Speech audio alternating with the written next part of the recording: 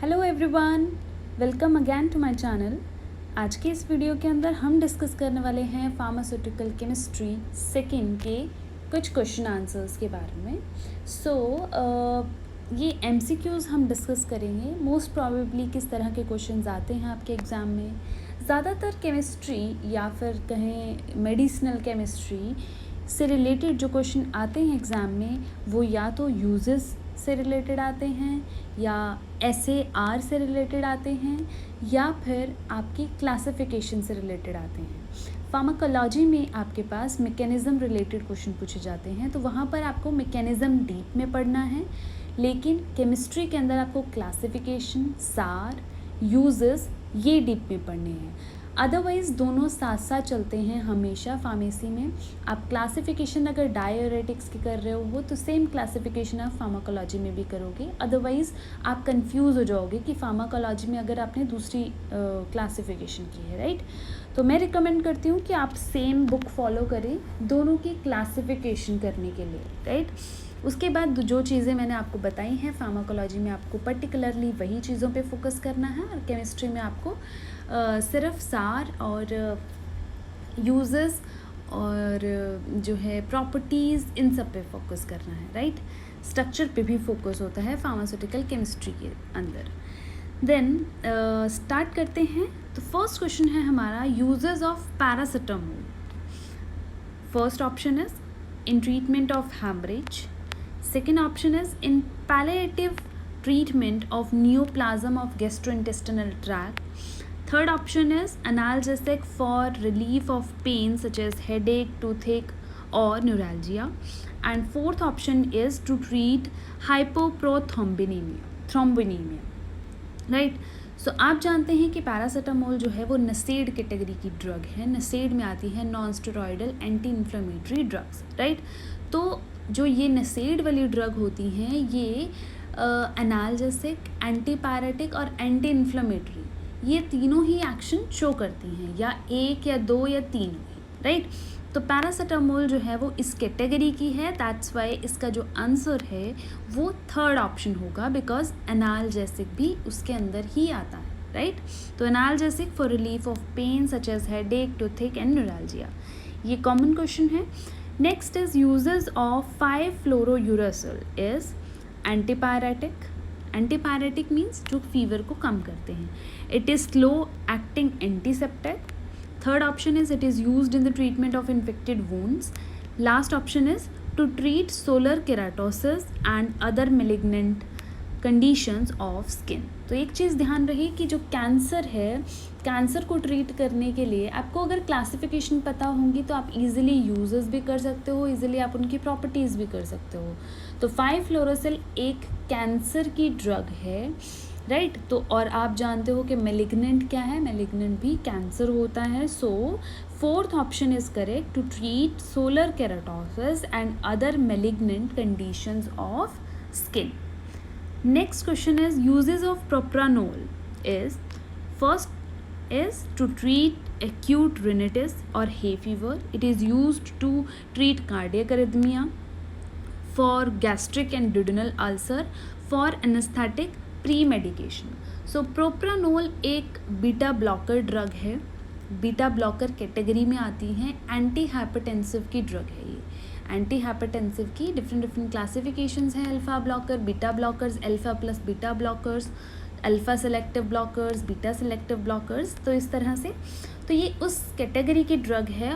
और beta blockers जो हैं इनकी एक मेन पहचान है, आइडेंटिफिकेशन है कि जहाँ पर भी लोल आ जाता है, LOL लोल लास्ट में, एटिनोलोल, प्रोप्रानोल, ठीक है, मिटोप्रोलोल, ये सब क्या है, ये बीटा ब्लॉकर की ड्रग्स हैं जो कि डायलेशन कॉज कर देती हैं, राइट, डायलेशन करती हैं ये।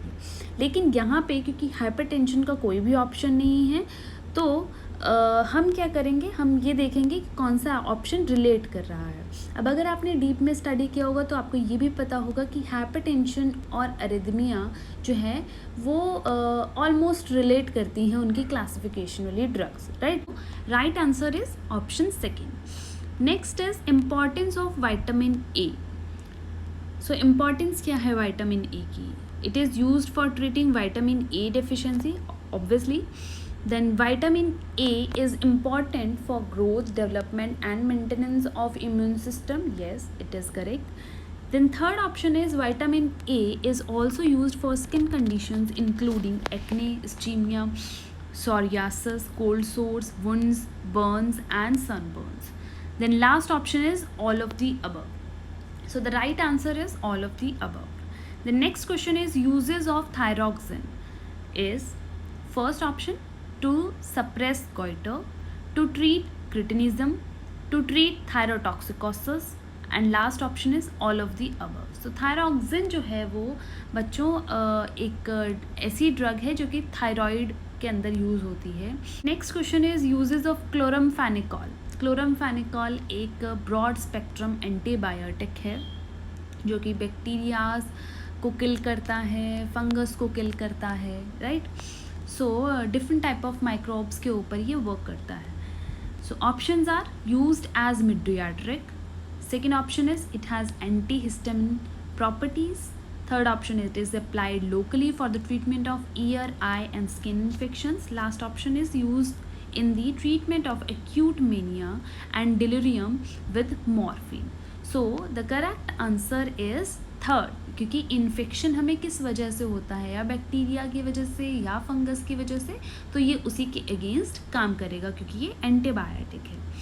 Next is uses of salbutamol is first is treatment of asthma. Second is it is used for relief of withdrawal symptoms of morphine dependence. Third is used in the allergic conditions. And last one is it was used in the treatment of typhoid. So salbutamol एक bronchodilator की drug है, anti asthmatic drug. Asthma में basically होता क्या है, जो भी हमारे एल्वियोलर सैक हैं उनके अंदर फ्लूइड भर जाता है या उनमें इन्फेक्शन हो जाता है जिसकी वजह से वो कंस्ट्रक्ट कर जाते हैं. तो अब अगर कंस्ट्रक्ट करेंगे तो उसकी वजह से क्या होगा, हम सांस प्रॉपर नहीं ले पाएंगे, ऑक्सीजन प्रॉपर नहीं जाएगी क्योंकि वहाँ पर स्पेस ही बहुत कम है. तो हमें क्या देना होगा, हमें ब्रोंको डायलेटर्स देने होंगे जो कि उस ब्रोंक्यूल्स को, एल्वियोलर सैक को डायलेट करेंगे ताकि हम इजीली रिस्पायर कर सकें, राइट. तो सैल्बुटामोल जो है वो अस्थमा को ट्रीट करने के लिए होती है. So the correct answer is first option. Uses of hyoscine is it also has tranquilizer action, used in motion sickness, prevention of bronchospasm, and it may be used as a second line agent in the treatment of tetracycline resistant cholera. So no, second option इसका correct है. Motion sickness में बच्चों hyoscine use होती है. Then uses of promethazine, it is also useful in the treatment of brain abscess. It has bronchodilator action. It is useful in the treatment of rickettsia, chlamydia and mycoplasma. And last option is used as an anti-emetic drug. So promethazine आपने खाई भी होगी, जब भी vomit वाला आपका मन करता है तब हम प्रोमेथाजिन लेते हैं. या तो प्रोमेथाजिन सबसे ज़्यादा ली जाती है या फिर एमसेट करके एक मेडिसिन आती है 4 mg में, 8 mg में, राइट. तो 4 mg 8 mg वाली एमसेट या प्रोमेथाजिन ये क्या है, ये एंटी एमेटिक ड्रग हैं जो कि नोज़िया और वॉमिटिंग को रोकती हैं. Next is uses of testosterone. क्या यूज़ है टेस्टोस्टेरोन का, ड्रग का, यहाँ पे सिर्फ ड्रग की बात हो रही है. They also find use in the treatment of gynaecomastia. They also find used in the treatment of disseminated breast cancer in the postmenopausal women. Testosterone as well as other androgenic compounds finds used in the male for replacement in hypogonadism and the male climacteric and all of the above. So the correct answer is all of the above. ये treatment में use होते हैं gynaecomastia के.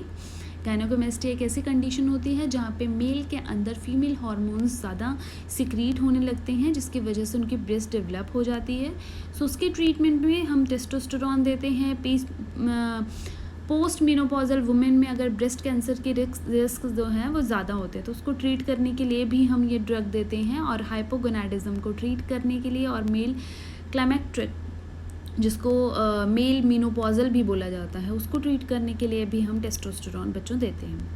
The next question is uses of हैलोथेन. हैलोथेन का use क्या है? हैलोथेन जो है वो एक एनेस्थेटिक की ड्रग है. एनेस्थीसिया जो है वो हम दो एजेंट्स की हेल्प से कर सकते हैं, local anaesthetics and general anaesthetics. तो जो हैलोथेन है वो एक जनरल एनेस्थेटिक है, राइट. सो यहाँ से आपको क्लियर हो गया होगा कि इसका आंसर क्या होगा.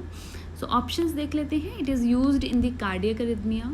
Second option is it is the most potent anaesthetic and is administered by inhalation. Third option is it is a thiazide diuretic that help prevent your body from absorbing too much salt, which can cause fluid retention. Then last option is it is used to help you relax and fall asleep. So the correct answer is second option, anesthetic. Next is uses of phenytoin. Phenytoin का use क्या है? It is used to treat symptoms of depression. It is used to treat fluid retention in people with congestive heart failure. It is used in symptomatic therapy of epilepsy. Induction of anesthesia by halothane is smooth and rapid and does not cause irritation to the mucous membrane. No, actually ये last option ही गलत है बच्चों. So phenytoin का use जो है ये epilepsy में use होता है. Option C is the correct one. Epilepsy हो, कन्वर्जन्स हो, सीजर्स हो, उनको ट्रीट करने के लिए हम फिनाइनटोइन देते हैं.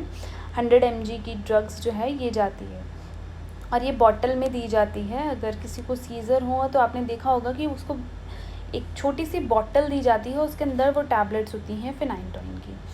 The next question is uses of hydrochlorothiazide. Hydrochlorothiazide का यूज़ क्या है? हाइड्रोक्लोरोथायाजाइड एक डायोरेटिक ड्रग है जो कि क्या करता है, सोडियम का लॉस करवाता है. डायरेटिक सोडियम और वाटर का लॉस करा देते हैं यूरिन के अंदर. So options are it is used to treat high blood pressure. It is drug of choice in preventing major convulsive seizures. It is a tricyclic antidepressant. It is sometimes used to treat bedwetting in children aged 6 and older. सो हाइड्रोक्लोरोथायाजाइड का use जो है वो blood pressure को treat करने के लिए use किया जाता है. Why? Although I told you that hydrochlorothiazide is a diuretic, but अब देखो डायोरेटिक में क्या हो रहा है, सोडियम का लॉस हो रहा है और ब्लड प्रेशर जब बढ़ता है तो क्या होता है, तो हमें सोडियम का लॉस ही करवाना होता है. क्यों? तभी तो बोलते हैं अगर किसी का हाई ब्लड प्रेशर हो तो उसको नमक नहीं खाना चाहिए, राइट? क्योंकि नमक खाएंगे तो उससे क्या होगा, ब्लड प्रेशर बढ़ेगा. तो नमक is the reason for raising your blood pressure ना. सो इसलिए हमें वो नमक को यानी कि सोडियम को हमें अपनी बॉडी से बाहर निकालना है. और वो कौन करता है? डायूरेटिक्स. इसलिए हम डायूरेटिक्स वाली ड्रग जो है ब्लड प्रेशर में दे सकते हैं. So answer is first. Uses of imipramine. Options are some of them also have anorexia effects. It affects chemicals in the brain that may be imbalanced in people with depression. Useful as respiratory stimulants, and this action is brought about through chemoreceptors and the vasomotor center. And last option is it is used in the combination with pyrimethamine in the treatment of malaria. So imipramine जो है वो depression की एक medicine है. Tricyclic anti depressants की classification के अंदर बच्चों ये आती है, उस कैटेगरी में ये आती है. तो इसका करेक्ट आंसर जो रहेगा वो सेकंड ऑप्शन रहेगा कि ये क्या करता है, it affects chemicals in the brain that may be unbalanced in people with depression. Then next question is uses of metronidazole. Metronidazole का क्या यूज़ है? So options are respiratory tract infection. It is used in the treatment of severe intestinal amoebiasis, gonorrhea and meningitis. तो metronidazole जो है वो एमेबियासिस condition के अंदर use होता है. एमेबियासिस जो कि अमीबा की वजह से इन्फ्लामेशन हो जाती है हमारी इंटेस्टाइन के अंदर, उसे हम बोलते हैं इंटेस्टाइनल अमीबियासिस. सो उसको ट्रीट करने के लिए हम मेट्रोनिडाजोल देते हैं. Then uses of pilocarpine is. Pilocarpine जो है उसका यूज़ क्या है? So options are used for reversal of post operative over sedation, decreases intraocular pressure in glaucoma, used for the treatment of poisoning due to anticholinergic and tricyclic antidepressants, and to treat some psychiatric and neurological disorders, for example Alzheimer disease. So pilocarpine जो है बच्चों वो glaucoma condition में use होता है. Glaucoma एक eyes की disease होती है जिसमें ब्लड विजन हो जाता है, विजन या कह सकते हैं कि विजन वीक हो जाता है, राइट. तो उसको जो है ब्लर दिखाई देने लगता है पेशेंट को. तो पिलोकार्पिन उसके लिए दवाई दी जाती है. वो क्या करती है, वो इंट्राओकुलर प्रेशर को जो कि आइज़ में जनरेट हो रहा है उसे कम करती है, राइट. क्योंकि ग्लूकोमा में इंट्राओकुलर प्रेशर जो है बहुत ज़्यादा बढ़ जाता है, उसको कम करने के लिए हम पिलोकार्पिन यूज़ करते हैं. The next question is uses of physostigmine is for accommodation of near vision of eye, for diagnosis of Addis pupil, used in the solution of 1 to 5% as miotic to constrict pupil, and used as miotic. So फाइसोस्टिग्मिन जो है वो एक miotic की तरह काम करता है. Correct answer आपका लास्ट है. लेकिन मायोटिक क्या होते हैं बच्चों, ये वो होते हैं, देखो दो हमारे पास आती हैं टर्म्स आइज से related, miotic and mydriatic, right. Miotic का मतलब होता है जब जो आपकी प्यूपिल्स हैं वो कंस्ट्रिक्ट कर जाती हैं, और मिड्रियाट्रिक का मतलब होता है कि जब आपकी प्यूपिल्स जो हैं वो डायलेट कर जाती हैं, राइट.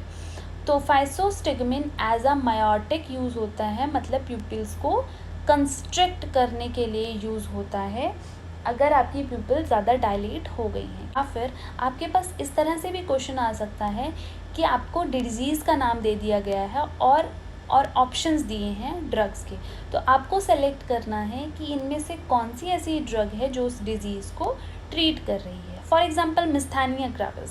मिस्थैनिया ग्रेविस के अंदर हम कौन सी ड्रग लेते हैं, तो नियोस्टिग्मिन एक ड्रग है जो कि हम मिस्थैनिया ग्रेविस में ज़्यादातर यूज़ करते हैं. देन लेप्रोसी कोढ़ वाली बीमारी, उसमें हम क्या लेते हैं, उसमें हम डेप्सोन लेते हैं. देन गाउट के लिए बच्चों हम नेप्रोक्सन यूज़ करते हैं, right.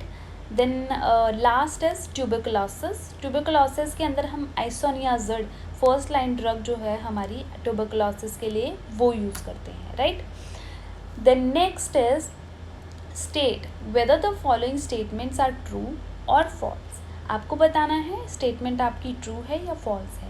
So first statement is vitamins may be defined as potent organic substances which are essential for normal growth and maintenance of life of humans and animals which are not able to synthesize in adequate quantity.